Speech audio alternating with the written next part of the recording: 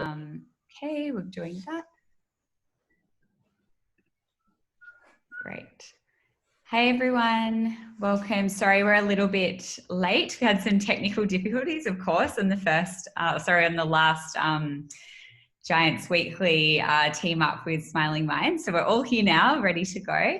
As you're logging in, we'd love to hear or see where you're from. So tell us in the chat where you're tuning in from this morning. It's been really fun throughout the series just to see where everyone is all over the world, actually. It's been awesome. So my name's Danny. I'm part of the Blackbird team. And over the month of August, we've teamed up, hello from Melbourne. We've teamed up with Smiling Mind to bring you a month of wellbeing and performance programming. So we have Janie here, who is the founder of Smiling Mind. We also have Hugh van Cuylenburg on the line with us.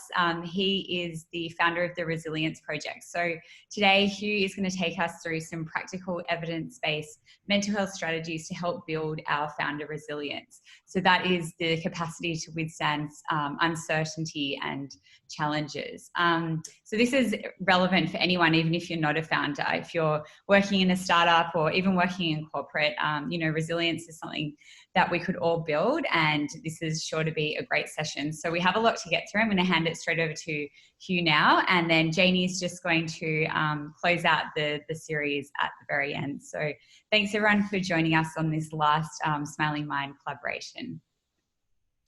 Thanks, Janie. Thanks so much. It's a lovely introduction. I really appreciate that. And thank you everyone for joining us today. I tell you, I've been running around Australia and New Zealand for the last 10 years talking about this stuff, about the things you can do that will help you to feel happier, improve your mental health, and to help you cope better during a challenging time in your life. And I feel like it's never been as relevant as it is now.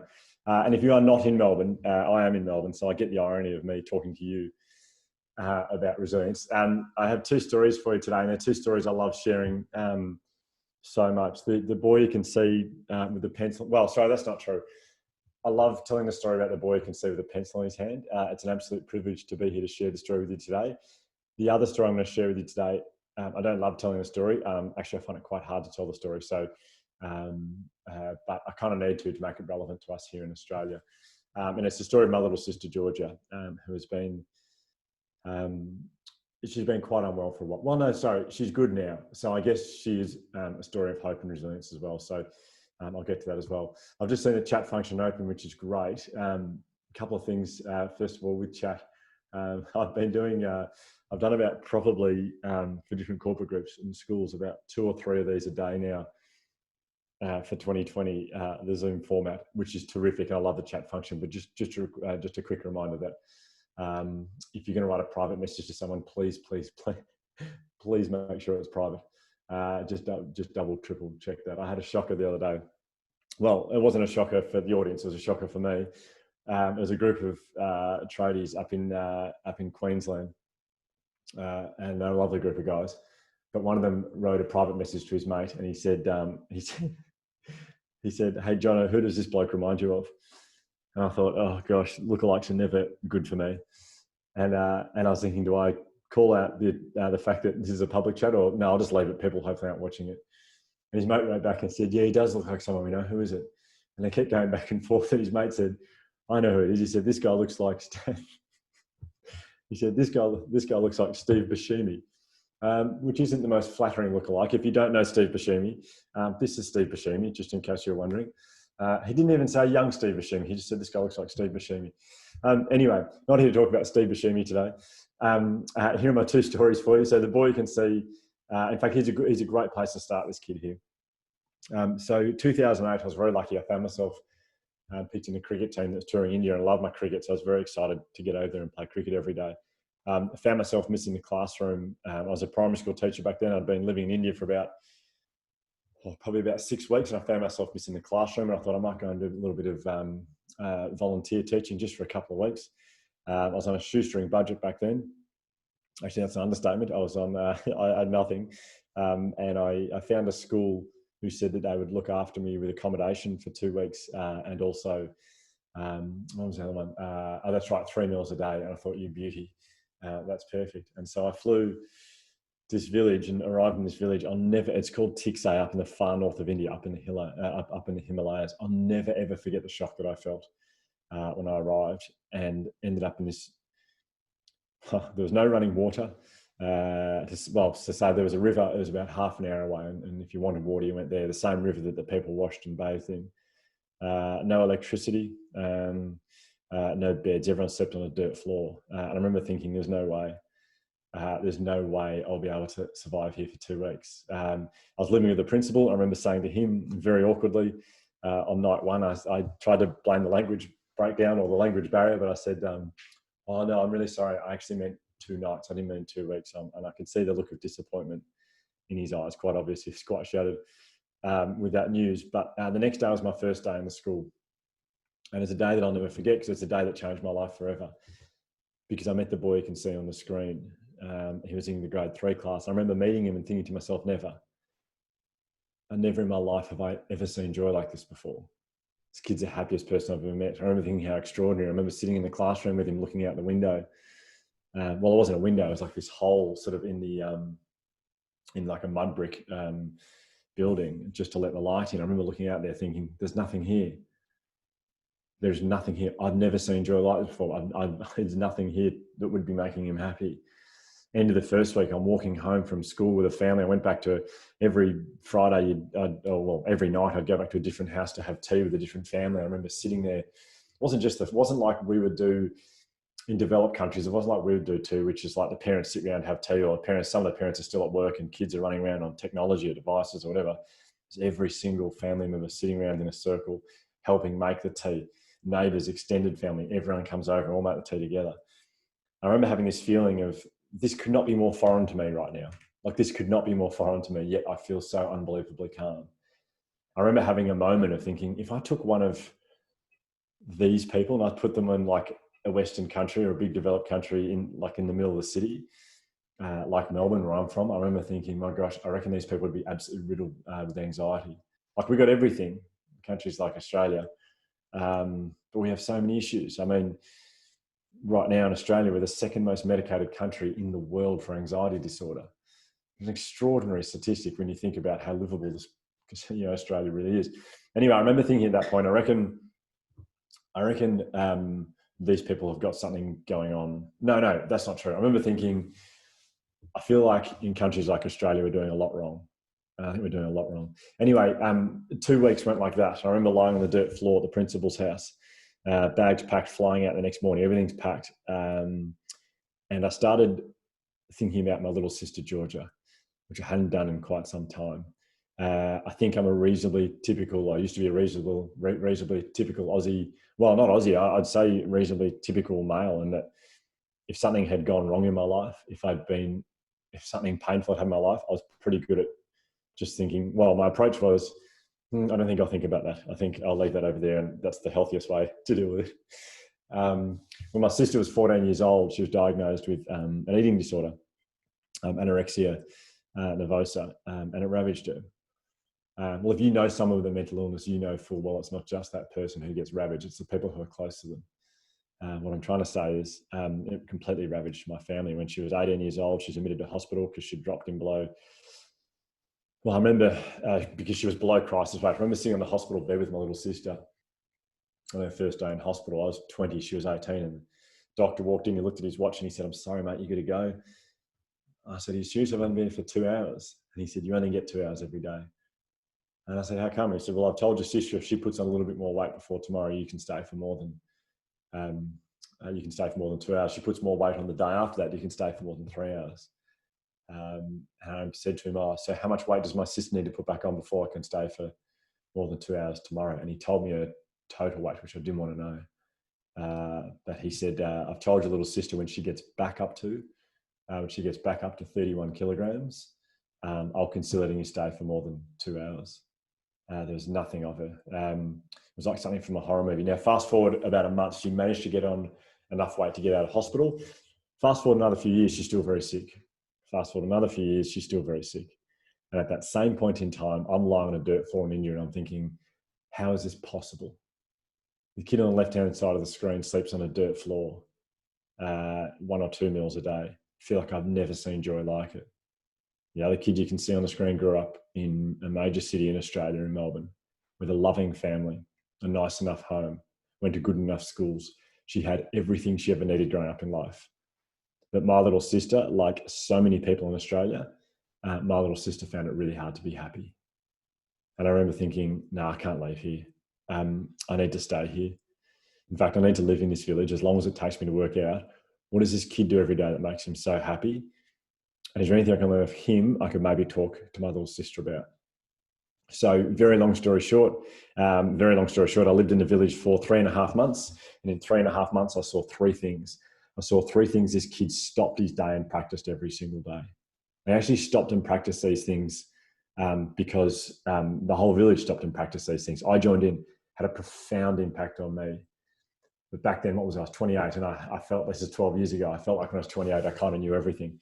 I think now I realise at age 40, there's very little that I do know about. But I remember thinking on the plane on the way back, no, but the fact this stuff helps a happy person in myself feel even happier, that's not what I'm interested in. It does very little for me, in fact. I want to know this is going to help someone who's really struggling, like my little sister.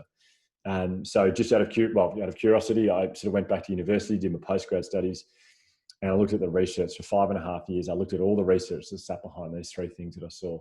It turns out at the very least, there's 45 years of research screaming at us, absolutely screaming at us.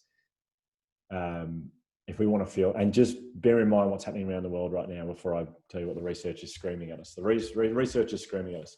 If we want to feel happier, if we want to improve our mental health, if we want to help someone who's struggling or want to help ourselves during a tough time in our lives, we've got to start practicing the three things.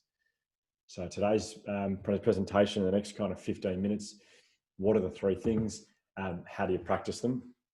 And what happens to you when you do?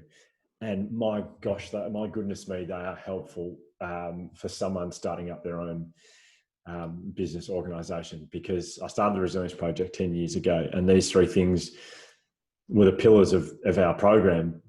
But my gosh, they help me personally because it can be a really lonely space. I don't need to, that.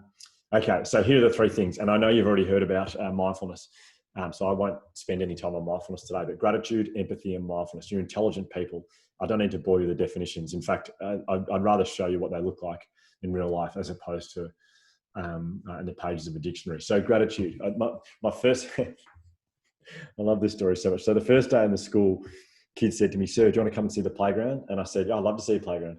And they took me here and they pointed over their shoulders and they said, "Have a look." I didn't look at their faces, I looked at the swings. So I thought they were saying to me, "Look how bad this is. We've got broken swings in a seesaw that's rusted and doesn't move. That's all." But then I looked at their faces and I realized something. These kids are actually saying, "Hey, sir, check this out." They love their playground. Why? Because they were very good at paying attention to what they had. They didn't worry about what they didn't have. And that's gratitude. The capacity to pay attention to what you've got and not worry about what you don't have. And we struggle with that. We struggle with that around the world. So many of us live by this model of happiness called the if and then model of happiness. It's where we say to ourselves, if I buy this car, then I feel happy.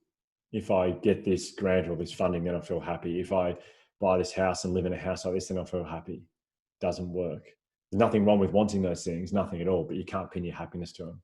Why? Because you buy a nice new car, 6 months time, someone drives past in a nicer car and you think, "Oh, actually, if I drove a car like that, then I'd feel happy." You visit a friend in a nicer house, nicer suburb. Actually, if I lived in a house like this, then I'd feel happy.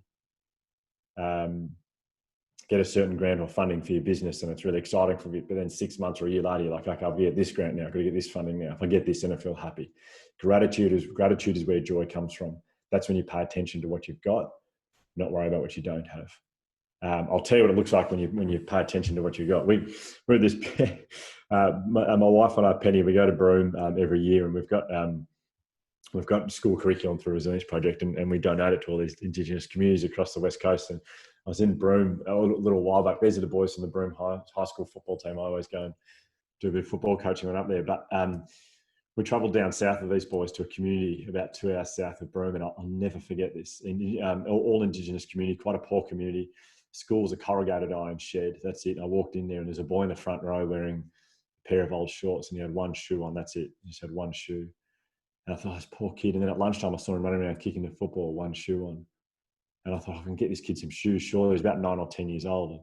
I went up to him and I said, oh, mate, I was looking quite concerned. I said, mate, you've lost your shoe.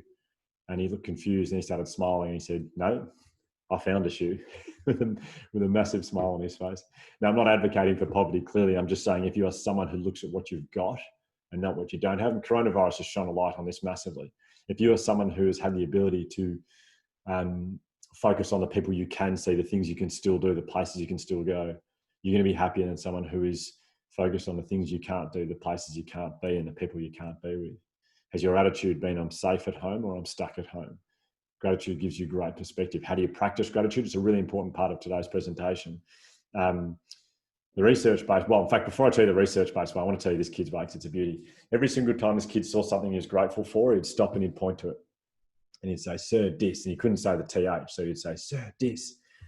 And I'd say, do you mean this? And he'd say, yes, dis. And I'd say, no, this. And he'd say, yes, dis. And I'd say, that'll do.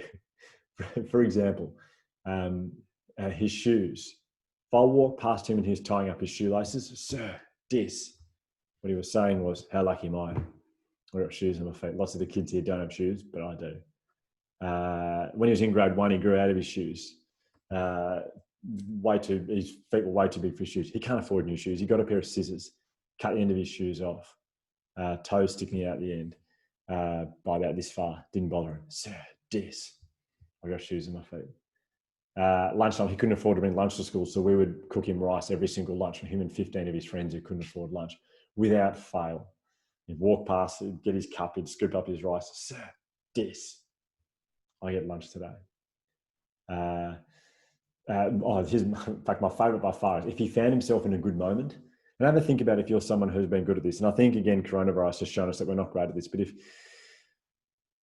he found himself in a good moment, he loved dancing. He loved dancing so much. So if he was in a big group dance at lunchtime, whatever it was, and I walked past him, sir, dis. What he was saying was, how good is this? Or dis person.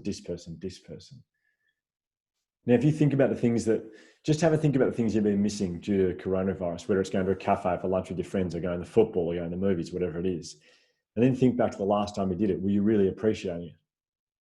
I mean, so many of us are saying, oh, especially in Melbourne, I can't wait to go to a cafe again. Can't wait to have coffee and good food again. But the last time we were at a cafe, we were sitting there going, this coffee isn't like it was last time. Or I should have ordered that, or it's too loud in this cafe. We have got so much good stuff going on, but we are not paying attention to it. And you practice gratitude, that allows you. Now, I'm not saying you run around saying this everywhere. That's not how I think you should practice gratitude. I remember telling Collingwood Football Club this story. There's a lovely guy called Adam in the front row, and he was bawling his eyes out as I told the diss story. If you don't follow AFL footy, Collingwood Football Club is one of the biggest football clubs, or probably the biggest football club in Australia. And I was doing a lot of work with Collingwood, and I was telling him this story. Adam, one of their best players, bawling his eyes out. And I didn't get a chance to chat to him at the end. And I was watching on the weekend. I nearly fell off my chair. If you can see there, he'd written diss. He kicked a goal and he's written diss on his wrist. And I caught up with him a couple of days later. I said, what's the story? And he said, I was so moved by that. He said, I have permission for this story. He said, I was so moved by that. He said, I have a shocking anxiety disorder. It always starts with a negative thought and it spirals and it gets worse and worse and worse to the point where I feel like I have a panic attack. He said, but I was so moved by your story. I went home and I was reading more about gratitude. And I read that if you're experiencing the emotion of gratitude, it's impossible to have a negative emotion at the same time. He said, that really spoke to me because that's what kicks off my anxiety, a negative thought. So I've got this on my wrist now. And the second I catch myself having a negative thought when I'm playing footy, he said, I tap my wrist 3 times. And I think of 3 things that I'm really grateful for. Family, food, friends. He said it's been unbelievable. He's been doing it for 5 years now. Now, the research-based way to practice gratitude. So research-based, it's been cited 6,200 times in academic journals around the world, is this. It could not be more simple. End of the day, in a notepad, in a journal, however you want to do it, write down 3 things that went well for you. That's it. Discuss it with the family over the dinner table. Not what happened today, what went well for you today. And the research says if you do this for 21 days, this is what happens to you. Not that you don't get massive arms all of a sudden. You rewire your brain to start scanning the world for the positives. And the research says you can become 3 times more likely to notice a positive than a negative. That makes us a much happier person. It boosts us up the mental health spectrum as well. 6 weeks later, these things start to happen to you. And I'm flying through my slides here because it's a bit of a late start, so apologies for that. But as was said at the start, this has been recorded. I can't imagine you'd be that bored. You'd want to watch this presentation twice, but if you want to, it is being recorded. Less likely to get sick, quite an interesting one this time. The research was done around respiratory illness on that as well. Actually, you are less likely, I'm not saying this is a vaccine, but you're less likely to contract a respiratory illness if you write down 3 things went well for you every day for 6 weeks. And optimism is a really big one as well. I'm going to have to move on to empathy here. I'm so sorry to fly through these slides. Empathy is when you feel what someone else feels. The research on empathy says the more empathetic you are, the more likely you are to act in a kind way. And the neuroscience behind kindness is life-changing. It says every single time you do something kind for someone else, your brain releases a hormone called oxytocin.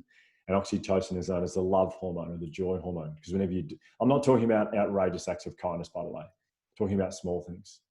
Holding the door open for someone, shouting someone a coffee, letting someone into traffic. You do small things for other people, makes you feel happier. This kid in India, by far, I've never met anyone kinder. Always doing things for other people. If someone's by themselves in the playground, straight over to them, just checking you're okay. You look lonely, come play with us. If someone wasn't at school because they're sick, straight past their mud hut after school, just checking you're okay. It's extraordinary. I was doing this talk for a group of neurosurgeons the other day, literally brain surgeons. Now that's an intimidating audience. One of them put his hand up. He said, "Do you want to understand why your friend's so happy?" He said, "We can tell you." He said, "I don't mind." He said to me, he was very blunt. He said, "I don't mind the gratitude stuff." He said, "You've got your work cut out, convinced me that mindfulness is important." He said, but empathy, from what we know about the brain as brain surgeons, we can tell you if he's as kind as you say he is, that's why he's so happy, because your brain doesn't discriminate. And I said, "What do you mean by that?" And he said, "Well, if he does something nice for someone else, his brain doesn't say to him, 'Mate, you sleep on a dirt floor. You've only got access to water half an hour away in the river. You don't get oxytocin.'" He said, "If you do something nice for someone else," and this is a lovely reminder for us right now. He said, "If you do something nice for someone else, no matter what you're going through in your life, your brain will release oxytocin and will make you feel happier." He said, "We always have access to joy and happiness, and it comes through doing things for other people," which I absolutely love. If you want a practical way of doing this, something I'm doing at the moment with my wife and my kids, well, not my daughter, she's 6 months old, but my 3.5-year-old son, we've written down a list of 10 people, and every single morning over breakfast, we choose a person off the list, and every day we're doing something kind for them. Not a massive thing, like writing someone a note or writing someone a letter or sending someone a video or sending someone a song, whatever it is. And it's amazing how often the small thing you do for someone else leads to being the thing that went really well for you in your day. In fact, it's extraordinary how often that's the case.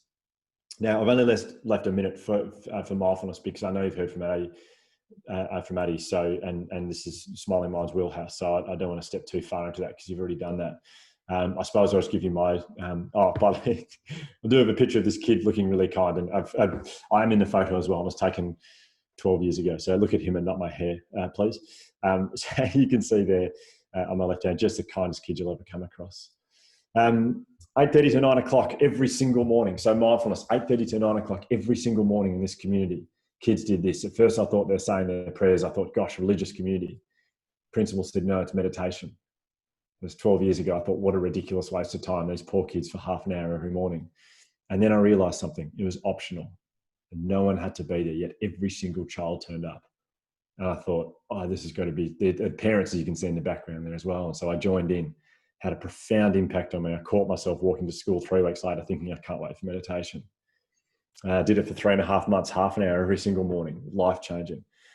And I came back to Australia and started talking about meditation to people, and the look I got on people's faces. And I thought, I've got to word this a bit differently. So I'm going to give you my spiel on mindfulness very, very quickly. Well, a very abbreviated one, but I think for me, mindfulness is the ability to be calm. It's the ability to be present.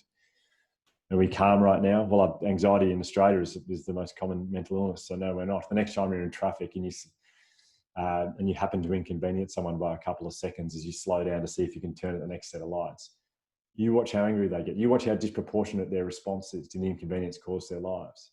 We're not calm. Are we present? The research says we spend 49% of our day thinking about the future and 34% of our day thinking about the past. Gives us 15%. 15% of our day where we're thinking about what's happening as it's happening, which is so sad when you consider that 100% of our life is the present moment. Yet we only show up for 15% of it. You know what? That we're not bad people. We're not bad people at all, but that's sitting around the dinner table and you wanted to be home all day, and you get home and you're sitting there and you think to yourself, well, everyone's chatting away, and you realize you haven't listened to a word anyone said for the last 5 minutes. Too busy thinking about an email you'll send the next morning, or an issue you had at work during the day. We've got to get better at being wherever we are. We have no control over the future.